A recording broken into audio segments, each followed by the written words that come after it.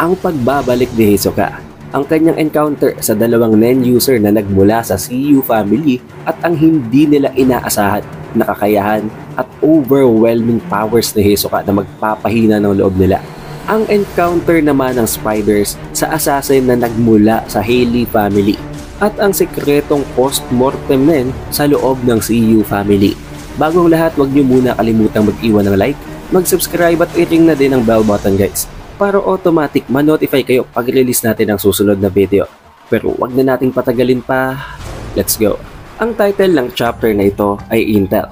At may kita natin dito guys, na after nga ng ginawa na komosyon na naman nitong si Henry, ang pagpatay niya sa isa sa mga membro ng Hailey na si Padayle at ng ginawang pagpapaputok ng kanilang mga baril nitong si Tevelares at ni Corol, lalo talagang natakot ang mga civilians. Agad silang tumakbo sa pinakamalapit na royal troop habang isinusumbong ang nangyari. Most likely, may nangyayari daw na gang wars, na mafia wars, na hindi naman nila talaga gustong madamay sila. Kaya naman gusto nilang humingi ng tulong sa mga royal troops na ito para hulihin daw ang mga miyembrong yun ng gang. Pero nagulat na lamang ang mga civilians na ito nang makita nila na ang previously pinatay nitong si Henry na si Padayle ay biglang bumangon. Pero ang katotohanan guys, makikita natin dito na may dumadaloy na Nen kay Padayle. Meaning, there is a Nen at work na dahilan kung bakit patay na si Padayle pero nakaagalaw pa rin ito. Nang dahil dito nilapitan ng mga royal troop guards itong si Padayle at itong si Henry para tanungin kung anong nangyari, kung sila daw ba ang nag-away, kung sila daw ba ang mga nagpaputok ng baril. Na sinagot naman itong si Henry na wala silang alam doon. Nagkaroon sila ng alitan nitong si Padayle, pero in some way, nagawa nila yun ng paraan na para bang pinalalabas ni Henry na nagsuntukan sila, nagbugbugan sila at sa pamamagitan nun, nagkasundo sila at nawala na galit nila sa isa't isa. Syempre, binerify at itinanong nila yon kay Padayle para masigurado na inagrihan naman ni Padayle na para bang okay lang sa kanya na binugbog at kinawawa siya nitong si Henry. Pero dahil nga sa mayroong ng cases ng pagputok ng baril, tinanong ng royal troops na ito kung sila daw bang nagputok dahil kung hindi, sino yun? Na sinagot naman nitong si Henry na dahil nga sa nakikilala naman siya ng dalawang royal troops na ito na siya nga ang underboss ng CU family, most likely may kinalaman sa ibang pamilya ang ginagawang pagbaril na yun sa kanya.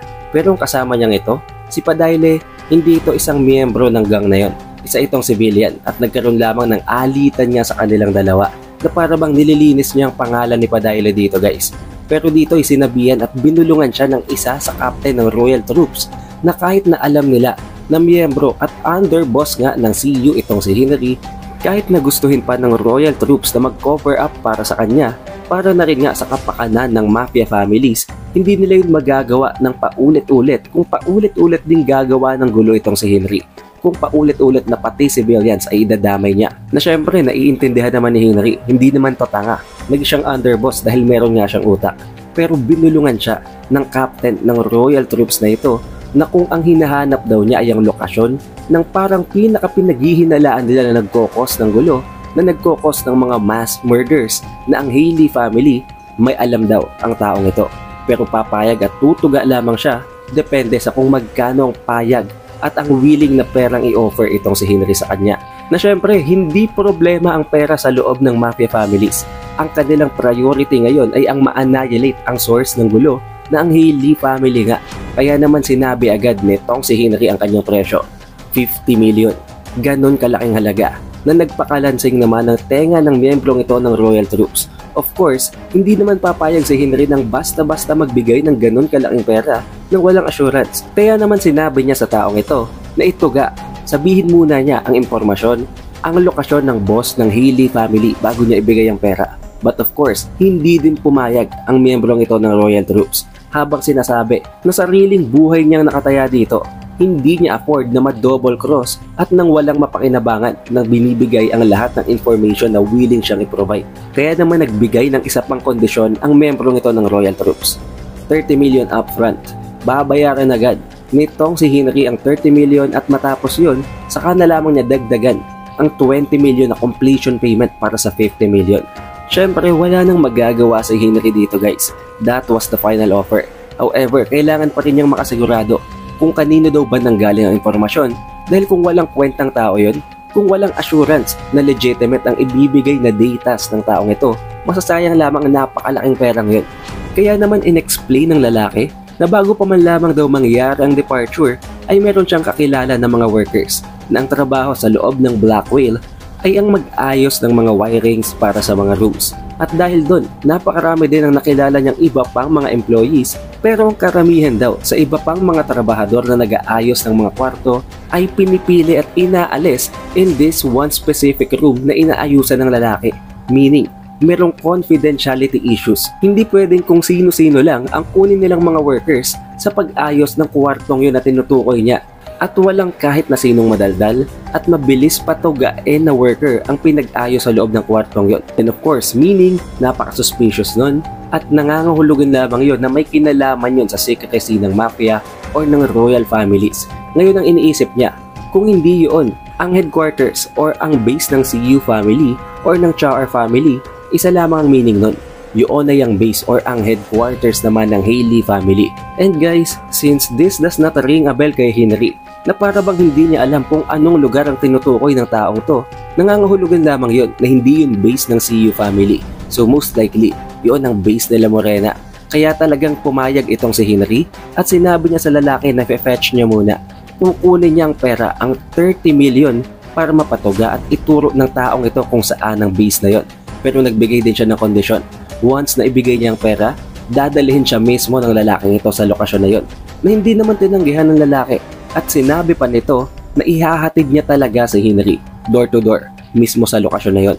While at the same time nililinis na nila ang kaguluhan, pino-cover up na nila further ang ginawang kaguluhan nitong si Henry at sinabi nila na wala namang problema at pwede na uling makadaan at makalabas-pasok ang mga civilians. Pero nagtataka ang mga civilians na ito nang makita nila si Padayle. Dahil alam naman natin guys kung gaano ka-severe ang tinamo niyang injuries and wound mula sa ginawang atake ni Henry. Tinamahan nga siya ng palakol sa likod ng kanyang ulo. Dapat patay na to, pero naglalakad pa rin si Padayle. Nakikita lang ng mga civilians na nangangatog na ito at nanginginig, pero naglalakad pa rin ito despite those vital and severe injuries. Na alam naman natin guys ng mga viewers na there is only one explanation. Nagagawa niya ito with the means of amen ability. Pero alam nyo ba guys na pwede kayong manood ng Hunter x Hunter series at ng Hunter x Hunter movies sa Lock Up without any fees? Oo, libreng-libre nyong magagawa yon. Ang Lock Up ay isang platform na kung saan hindi lang Hunter x Hunter, kung hindi marami pang ibang mga anime ang pwede mong mapanood. Napakarami dito ng mga movies na kung sa ibang platform, kung sa ibang website ay babayaran mo pa, sa Lock Up walang hassle. Mapapanood mo yun without any ads, without any fees at all. Wala kang babayaran. At chinek ko na din nga palang platform na to para sa inyo guys. Napakarami ng mga Hunter x Hunter movies dito. Na of course, alam ko ang iba sa inyo hindi nyo pa napapanood. And syempre, we have a gift for you guys kung gusto nyo talagang mag-install ng Lock. I-open nyo lang ang VIP section at redeem code at ilagay nyo ang code na 12EAAC1C. And there you go, magiging VIP ka na agad, may experience mo na agad kung paano maging VIP sa app. Kaya naman ano pang inaantay nyo guys? I-download nyo na ang Lock app sa link na nakalagay sa description below para sa free, libre at napakawalang hassle na streaming experience. But now, let's go back to the chapter discussion guys. At dito ngay makikita natin na may nakasakay, may naka-piggyback ride na parang puppet sa likod ni Padayle. Isang parabang babae na may butas ang noo. Ito pala ay ang tinutukoy na individual, ang tinutukoy na karakter ni Henry sa previous chapter na pinapangalanan nilang Misha. Ito ay isang post-mortem ability. Itong tinutukoy ko kanina guys sa introduction ng video, isang ability na hindi inaasahan ng kahit na sino. Ang ability na ito ay na-activate at na-figure out lamang daw ng isang former member ng CU family na si Misha. Matapos niyang mamatay, doon lamang gumana at na-activate ang kanyang ability. Ang effect nito, once na may pinatay na kahit na sino ang miyembro ng pamilya niya, ng CU family, saka ma-activate ang ability niya. Since magiging magulo at mahihirapan pa nga ang miyembro ng CU family na i-dispatcha at i-dispose ang katawan or ang corpse ng mga pinapatay nilang individuals, ang post-mortem ability na ito ni Misha ang gagawa ng paraan. Sa pamamagitan ng activation nito, siya na ang hahanap ng way para i-dispatcha ang bangkay na pinatay ng isa sa mga miyembro at ma-deactivate ang kanyang ability once na ma-dispatcha niya na ang target. Isang napaka-useful na ability guys para sa CU family na of course, lahat magbe-benefit dito. Hindi lamang si Henry kung hindi ang lahat ng miyembro ng CU family. But switching of scenes guys, makakarating naman tayo ngayon kay Lynch at kay Zakuro. Dahil nga sa ability nitong si Zakuro ng Bloody Mary, ay nakokontrol niya ang kanyang blood at madali nilang nagawang mag-investigate. Nagagamit niya ang vision ng kanyang blood at tinitingnan niya ang lahat ng individuals na may nagmamatch ng height ni Hisoka na 6'2". Nakakita sila ng isa dito na agad na nilapitan nitong si Lynch. Tinanong niya agad ang taong ito kung siya ba si Hisoka at agad niya itong sinikmuraan sa pamamagitan ng ability ni Lynch na figure out niya at lumabas ang boses ng lalaki na sumasagot na hindi niya alam. They got the wrong guy daw. Na syempre hindi na nila papakialaman na lalaking ito na pagkamalan lang naman nila. Pero since sinuntok nga ito ni Lynch, sino ba naman ang hindi aalma? Sino ba naman ang hindi magagalit? Na dahilan kung bakit sinabi ng mga kasamahan ng taong ito na sasabihin daw nila ang ginawa nitong si Lynch sa authorities. Isusumbong nila ito. Kaya naman in-reveal agad ni Lynch kung anong nangyayari. Sila daw ay mga miyembro ng Mafia family. Miyembro sila ng CU family at subukan lamang daw nilang magsumbong. Mas lalo lamang silang mahihirapan at baka mapatay pa sila nito. Kung may problema sila, kung may naikos na inconvenience sa kanila itong si Lynch at si Zakuro, pumunta lang daw sila sa base ng CU family sa Tier 4 at doon sila bibigyan ng compensation. Tulad na lamang ng ginawa ni Henry, most likely susubuan sila ng pera at babayaran sila para tumahimik. Pero since hindi nga nagmatch ang hinahanap ni Zakuro at nitong si Lynch, nagpatuloy sila sa paghanap ng iba pang mga magmamatch sa height nitong si Hisoka. Pero dito guys ay tinanong na nitong si Lynch kay Zakuro kung sakali daw ng mga weak looking na kung sakaling mukhang mahina naman daw ang makita nitong si Zakuro na magmamatch sa height ni Hisoka, pwede daw bang i-ignore na lamang nila yun? Dahil kung ipagpapatuloy nga ni Lynch ang pagsuntok at ang pag-atake sa mga hinihinalaan nila, baka mag-cause pa ito ng another gulo. Na sinagot naman ni Zakuro na hindi nila pwedeng gawin yon. Kailangan talaga nilang isa-isahin to lahat. Kailangan nila itong suyudin dahil unang-una sa lahat, hindi nila alam kung ano ang ability nitong si Hisoka. Kaya naman kung pagbabasayahan lamang nila ang itsura, baka hindi talaga nila malocate si Hisoka. Na dahilan kung bakit naisip naman ni Lynch na kung ang ability daw ni Hisoka ay kasama ang pagbabago ng kanyang height, na mas lalong mahihirapan lamang silang hanapin yun. Hanggang sa dumating sa point na may nakita na naman itong si Zakuro na another match. Nilapitan nila ito at bingo. Ito ang pinakaiintay nyo lahat guys. Nandito na si Hisoka. Nagbabalik na siya. With an all new look, with an all new aura. Hindi na natin makikita ang usual na buhok ni Hisoka na nakabrush up. Nakabagsak na ito ngayon at alam naman natin lahat guys na iba na talaga si Hisoka ngayon dahil nag-undergo na siya ng post-mortem men. Hindi siya agad kinumpronta ni Lynch at ni Zakuro. Hinayaan siya nitong maglakad hanggang sa makarating sila sa isang hallway na kung saan ay tinawag na nga siya nitong si Lynch. Tinanong siya nito kung siya daw ba ang taong tinatawag nilang Hisoka. Na tinanong naman itong si Hisoka na anong dahilan at sino daw ito para tanungin siya. Nang dahil dito sinuntok siya agad nitong si Lynch para nga lumabas ang ability ni Lynch at para malaman nila ang sagot sa tanong na yon. However, dito ay nagulat na lamang bigla itong si Zakuro nang mapansin niya na hindi gumagalaw si Lynch. Wala siyang narinig na kahit na anong sagot at instead na itong si Hisoka ang para bang magkaroon ng damage ang mag-show ng reaksyon sa ginawang suntok ni Lynch, itong si Lynch pa ang unti-unting tumumba at nawala ng malay. Nawala ang napaka-confident na look sa mukha ni Zakuro at nagsimula na siyang ma-overcome ng despair. Sa pagtumba ni Lynch, makikita natin dito guys na nakaprepare na agad si Zakuro dahil na-realize niya na hindi siya pwedeng magpakakampante sa presence ni Hisoka. Habang itong si Hisoka, nagsasabi naman kay Lynch at kay Zakuro ng sorry dahil hindi daw niya nakontrol ang atake. Muscle memory daw niya na automatic mag-land ng isang counter-attack once na inatake siya. Na nangangahulugan guys, na maaari ang dahilan kung bakit hindi na lumabas ang boses ni Hisoka na dapat ay sagot sa tanong nitong si Lynch ay dahil itong si Lynch ay naunang ma-knockout at mawala ng consciousness bago pa malamang mag-land ang kanyang atake. Pero since hindi nga niya alam kung anong nangyayari, tinanong niya na ngayon itong si Zakuro kung sino sila at kung anong pakay ng mga taong ito sa kanya. Sa isip-isip nitong si Zakuro, alam niyang isang combat type itong si Lynch. Hindi dapat ito ganun kadaling mananockout. Pero nakita naman niya na halos walang ginawang movement itong si Hisoka at nawala na lang ng malay itong si Lynch. Ayon din dito kay Zakuro, nararamdaman niya ang napaka-oppressive na aura nitong si Hisoka. Nararamdaman niya ngayon guys, ang naramdaman nitong si Gon at nitong si Killua nang ma-meet nila itong si Hisoka sa Heaven's Arena. At hindi lamang yun, ngayong nag-undergo na nga itong si Hisoka ng post-mortem nin, siguradong mas nakakatakot pa ang aura niya ngayon. Walang nagawa itong si Sakuro habang tinatanong si Hisoka kung siya daw ba talaga si Hisoka. Pero ang naging reply at ang naging response ni Hisoka sa kanya, hindi siya pwedeng magtanong. Si Hisoka ang magpe-perform ng questions at hindi niya pwedeng tanungin si Hisoka. Sa sobrang takot nitong si Sakuro at nakita nga niya na napakadaling na-eliminate ang combatant na itong si Lynch, hindi na siya nagkontra pa. Ayon kay Sakuro, wala sa kanilang ibinigay na specifics. Wala sa kanilang binigay na kahit na anong detalye itong si Henry. Binigyan lamang sila ng misyon na hanapin si Hisoka, i-locate kung nasaang area siya at ang antayin itong si Henry bago gumawa ng kahit na anong aksyon. At kung gusto pa daw malaman ni Hisoka ang mas marami pang information, ang mas marami pang detalye tungkol sa kung anumang bagay ang kailangan nitong sila Sakuro sa kanya, dahil ang binabanggit nga dito ni Sakuro guys ay hindi ang kanyang sariling kapakanan. Binabanggit niya na miyembro lamang siya ng CU family at ang CU family ang may kailangan kay Hisoka. Nakita naman itong si Hisoka na takot itong si Sakuro habang iniisip niya sa loob-loob niya na nagiging napaka-exciting na ng mga bagay-bagay. Dahil hindi lamang pala ang spiders ang naghahanap sa kanya, interesado na din sa kanya ang isa sa mga mafia families na ang CU.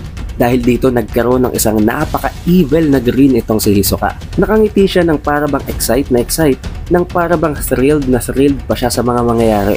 Nang dahil dito, mas lalo lamang nakaramdam ng takot at kaba itong si Sakuro at wala na siyang magawa. Dahil at this point guys, na-realize ni Sakuro kung gaano kalayo ang gap in terms of power sa gitna nilang dalawa ni Hisoka. Naintindihan niya na kahit pareho sila marunong gumamit ng nen, napakalayo talaga ng difference nila. Now switching of scenes guys, makikita natin ang isa sa mga miyembro ng Chao family na naghahanap ng isang tindahan. Sa loob ng isang tindahan, mayroong isang matandang babae na parabang isang informant. Dito ay nakakakuha ng impormasyon na ibinabahagi at inililik naman sa kanya ng royal troops. However, tinanong ng taong ito mula sa Chao family kung meron ba siyang impormasyon tungkol sa isang tao na may height ng 6'2" para hanapin nga si Hisoka. But to no avail, walang alam ang babaeng ito tungkol sa impormasyon na yon. Pero dito ay naghahanap naman ang miyembrong ito ng Chao family kung may autograph paper daw bang babae sa kanyang tindahan. Na of course, sinagot ng babae na wala. Ang tanging tinitinda lamang daw niya sa loob ng kanyang tindahan ay ang mga products, ang mga items na pwede niyang isell 10 times the retail price. Tulad na lamang ng alcohol, drugs, tabako, painkillers at mga gambling tickets. Aside from that, hindi na yun matatagpuan sa tindahan niya. Kaya naman tinanong ng taong ito kung wala dito sa tindahan, saan naman siya makakabili, na isinadjust ng babae na baka meron daw sa general store sa tier 1. Ngayon maiisip natin guys, meron pa palang mga tindahan sa royal area na yon, dahil alam naman natin na ang mga VIPs at ang mga anak, ang mga prinsipe at itong si King Nasubi ang malolocate doon.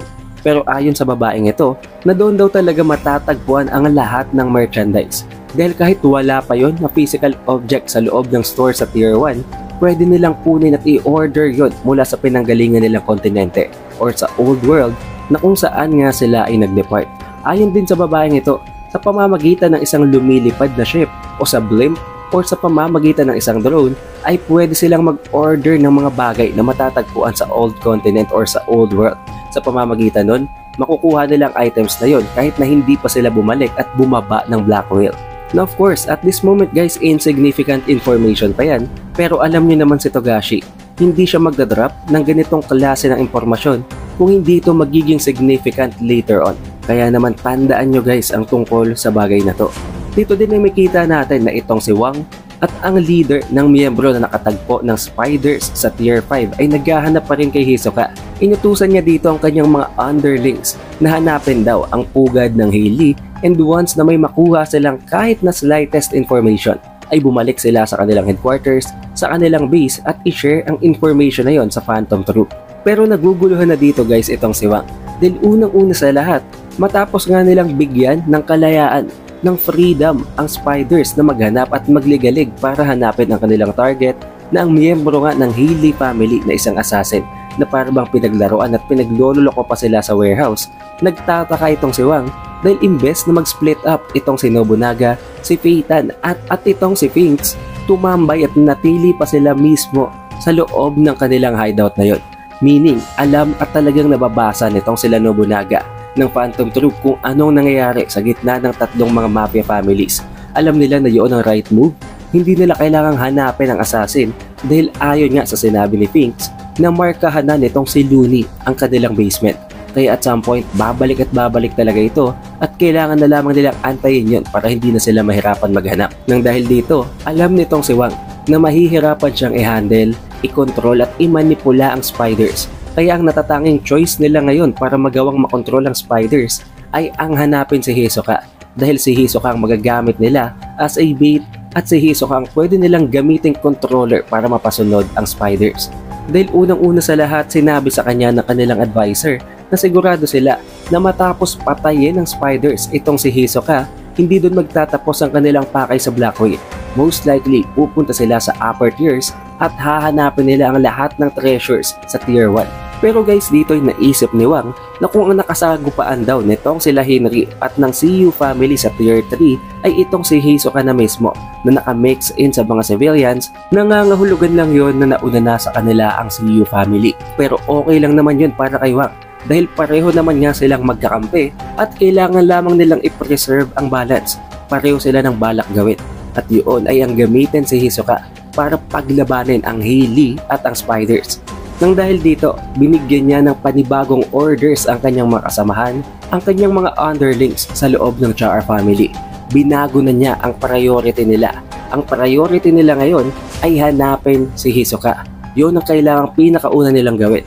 At kung sakali naman na hindi nila yun ma-achieve, ang kanilang pangalawang priority ay ang boss naman ng Hailey or ang mga miyembro ng Hailey family. But the problem here is, hindi nila alam kung sino ang mga miyembro ng Hailey family.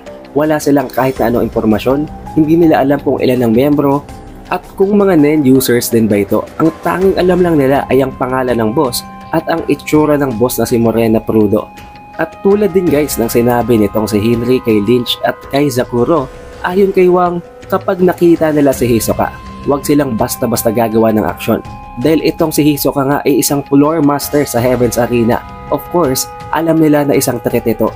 Hindi ito isang individual na maa-outnumber nila sa pamamagitan lamang ng sheer manpower.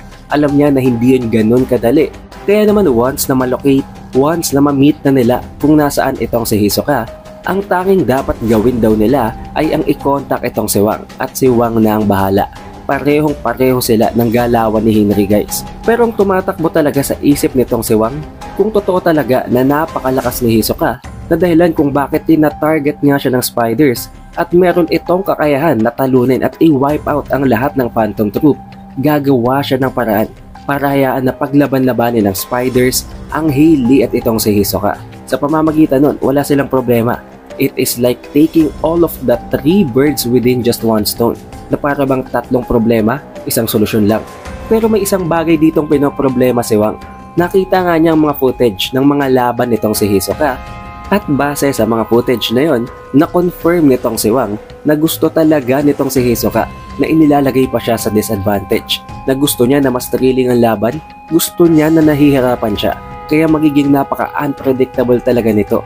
Then switching of scenes guys, makakabalik tayo ngayon sa tier 5 sa hideout ng Char family na kung saan ay nandito nga at nag-aantay si Nobunaga, si Finks at itong si Phaeton.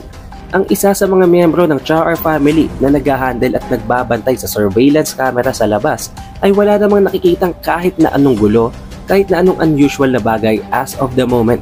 Pero dito ay nagsasuggest itong si Nobunaga na bakit daw hindi sila mag-split up. With a group of 2, magagawa nilang makapag-conduct ng isang mission, ng isang search sa labas sa pamamagitan ng tulong ni Franklin, na sinagot naman nitong si Finks na hindi imposible dahil unang-una sa lahat, ayaw na ayaw daw ni Franklin sa mga masisikip na lugar. Kaya naman ang isinuggest ngayon nitong si Nobunaga ay pupuntahan niya si Franklin. Sila na lang ang lalabas at sila ang maghahanap sa assassin. Na sinagot naman itong si Phaeton guys na hindi talaga yun effective. Ayon kay Phaeton, ngayong 3 sila na nasa loob ng Char hideout at nasisigurado nila na babalik at babalik din naman ang assassin dito, mahihirapan ang assassin na labanan sila. But at this point of time, bigla nang may nagtok-tok sa pinto nila. Meaning, akala ng isa sa mga miyembro ng Char family ay nakabalik na ang kanilang search team, ang kanilang search squad. pero biglang lumabas ang individual naman na nagbabantay ng surveillance habang sinasabi na oo, pabalik na daw ang mga miyembro ng surveillance team pero malayo pa sila. Meaning, sinong tumutoktok dahil wala namang kahit na sinong malapit sa pinto. Nang dahil dito, tinawag niya agad ang spiders para ipakita kung ano ang nangyayari. Subalit habang nasa labas ang spiders, bigla na palang nag-appear itong si Looney sa pinto habang inilalabas ang kanyang mga kamay. Sa paglabas ng spiders para i-check kung anong nangyayari sa loob, wala na ang mga miyembro ng CHAR. Lahat ito ay nakuha na naman itong si Looney. And of course, hindi naman pinagtaka ni Finks guys. Dahil ayon kay Finks, kahit gaano pa sila karami, as long as hindi sila marunong gumamit ng NEN, wala silang magagawa sa isang NEN user. Siyempre nag-alala ang isa pang miyembro ng CHAR family dahil nawala nga ang kanyang mga kasamahan. Pero inutusan siya nitong si Nobunaga na bumalik siya sa loob ng surveillance room at i-lockdown niya ito para na rin maprotektahan ng kanyang sarili. Pero dito na nagsimulang mag-appear ang portal na nagagawa nitong si Looney. Habang lumalabas ang kalahati ng mukha nitong si Looney ay sinasabi niya sa spiders na hindi daw sila ganito. Huwag daw silang magpanggap dahil para bang lumalambot na daw ang spiders. Hindi daw ganito ang phantom troop na kilala niya na basta-basta na lamang nakikipag-team up sa kung sino-sino. Dapat daw ay patayin ng spiders ang lahat na kinikilala nila, patayin nilang lahat ang threat sa kanilang buhay. And once na magawa daw nila yun, pumunta daw sila agad sa tier 1 at patayin din nila ang lahat ng mayayaman doon. Patayin nila ang lahat ng mga prince, ang king at nakawin nila ang lahat ng mga treasures. Na dito naman ay napatawa pa nga itong si Finks habang nagtatanong, ganun daw ba talaga ang tingin nitong si Looney sa kanila na basta-basta na lamang pumapatay for enjoyment nang wala namang kahit na anong purpose. Pero ang naging sagot nitong si Looney, kung ganun daw, ibig sabihin mali ang information na nakita niya sa internet. Mali ang information na nakita niya sa Wikipedia. Nang dahil doon, ayon dito kay Looney, piniinsulto niya ang spiders habang sinasabi na i-edit daw niya yon at ilalagay niya na ang mga spiders ay malalambot na ngayon. Nang dahil dito, binunot nitong si Nobunaga ang kanyang katana habang pinagbabantahan nitong si Looney. Na sige daw, pumunta na daw itong si Looney at i-edit yon pero dagdagan niya ang linya na wala silang awa. Hindi sila magpapakita ng kahit na anong mercy sa mga individuals na umiinis sa kanila. At dito na nagtatapos ang chapter. But konting spoiler guys, sa susunod na video, doon na mangyayari ang interaction sa gitna ng underboss ng CU family at nitong si Hisoka. Doon natin mawi-witness kung ano ang susunod na mangyayari at kung ano ang susunod na mga hakbang sa gitna ng mga feud na ito. Para ma-notify ka pag release natin ang video na yon, siguraduhin mo nang naka-like, naka-subscribe at na-ring mo na din ang bell button para automatic lumabas na lang yan sa notification bar mo. Also, we have an official Facebook page, kaya naman i-like at i-follow nyo na ang page na yon para hindi na kayo mahuli sa bawat announcement tungkol sa Hunter x Hunter series at sa ating channel. Shoutouts nga din pala guys sa napakatinding mga supporters natin na pinapanood ang ating daily uploads. Maraming salamat guys. It is The Updated Weeb and I will see you guys on the next one.